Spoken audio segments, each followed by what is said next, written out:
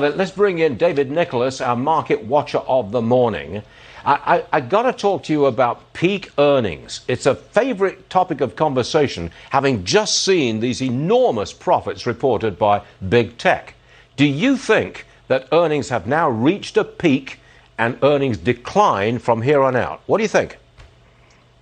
Well, Stuart, I think for some of these tech companies, if you look at names like that have reported great earnings, Apple, Facebook, they've got so much cash that they have the ability to innovate, and I think they can still drive growth. So maybe in the short term, maybe do we see some peak earnings, but over the next 3 to 5 years, Stuart, the companies that you want to own, in my opinion, are these growth companies that have the strong balance sheets to drive growth. So I don't think it's to be anything discouraging in the short term. There's still a lot of money to be made on some of these companies, Stuart. Yeah, look at Alphabet. It's on the screen right now. Google is up $121 per share. Microsoft new high, approaching $290 per share. You think that's where you should have at least some of your money and leave it there for a long time? Is that basically it, David?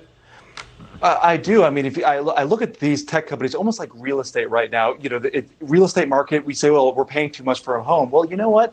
To get some of the best properties, you got to pay a little bit more. But I think that's where the value is. If you look at a name like Facebook, how they're innovating, if you look at what they're trying to do with the metaverse, we think Bitcoin is confusing. Wait till we start talking about the metaverse. This is their virtual reality where even last week, Mark Zuckerberg says he thinks in the next 5 years, people will think of Facebook as a metaverse company instead of a social media company. And that, I think, is just a picture into how some of these companies are driving growth into the future. If it's me, I think as investors, we should seriously consider having a portion of our portfolio in some of these growth names that can drive growth over the next 3 to 5 years. Now, Facebook reports this afternoon, just after 4 o'clock Eastern, they come out with their numbers. What are you looking at specifically? Now, I'm going to be looking at advertising revenue. How about you?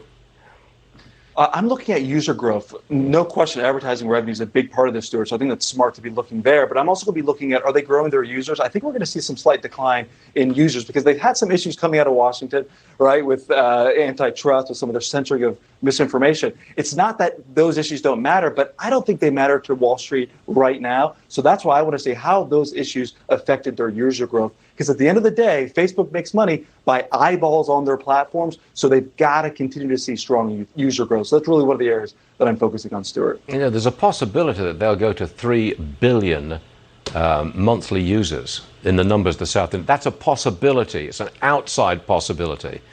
But if they ever got to that level, 3 billion, I think that stock would be up from where it is now. I'll leave it at that. David, thanks for joining us. Always appreciate it. See you again soon.